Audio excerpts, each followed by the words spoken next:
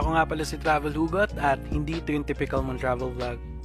Andito pa rin tayo sa Compostela Valley at habang kumukuha ng mga video clips, may lumapit sa akin at gusto raw magpa-shoutout. Tinanong kung vlogger ba daw ako. Sabi ko na lang part ako ng Team Payaman, sabay alis. Hindi naman kasi tayo kilala, kaya fake it till you make it muna. On to the next location, but bago yan, tsibog muna ako saglit. Di pa kasi ako kumakain buong araw eh. Ito nga pala, yung Bilawa Hot Waterfalls. Para siyang isang malaking sauna sa gitna na naglalaki ang bundok. Dito masarap ilublob yung mga nanglalamig na yung mga feelings. Alam mo yun, para naman mabuhayan ulit. Yung itlog na kinain ko kanina, dito raw niluto, sabi ni ate. Kaya pala medyo maalat-alat.